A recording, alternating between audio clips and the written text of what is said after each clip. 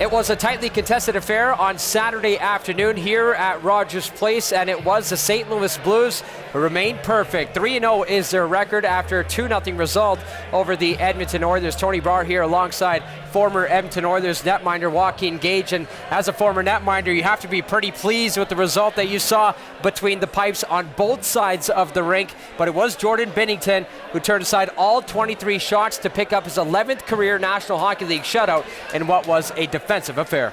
Just a great display of goaltending tonight. And like I said before, it's not only the goalies, it's the players in front of you too. I thought both teams played quite a tight, defensive, structured game that adds to it, but the goalies made some great saves in this one. In a defensive game like that, it's only fitting that a pair of defensemen are the only ones who get on the score sheet. It was Torrey Krug on the power play in the first period, and Justin Falk providing the final nail in the coffin with an empty netter in the third period. But as a netminder, what did you see from both of these netminders? Because in your experience, when you see the guy across the ice, making that big save, how much do you draw inspiration on yourself to make that next big stop? Yeah, it's an internal battle when you see a guy making a big save and taking a goal away from the other team.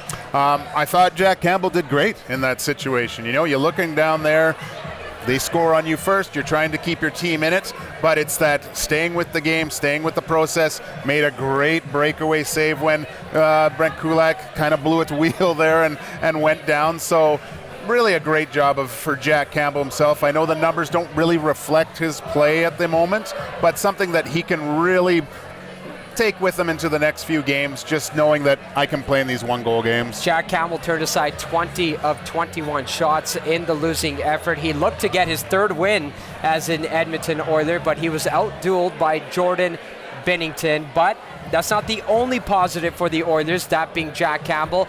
That third line of Warren Foegele, Jesse Puljujärvi, and Ryan McLeod, that's a line that head coach Jay Woodcroft leaned on in key moments of this hockey game. Well, I thought that Warren Foegele really came into his own last game. Like one of his best games, I would say, as an Oiler, really. That line, I'm trying to figure out a name to call them. I can't think of anything quite yet, but I just found their game was really good. They were the only line that consistently hemmed the St. Louis Blues in their own zone, and you saw Coach Woodcroft come back with that line consistently throughout that second period.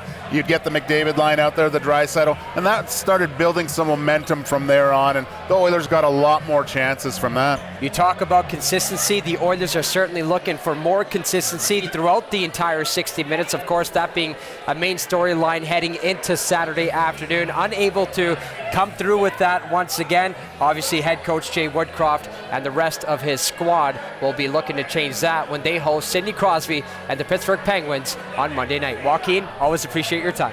Thanks, buddy.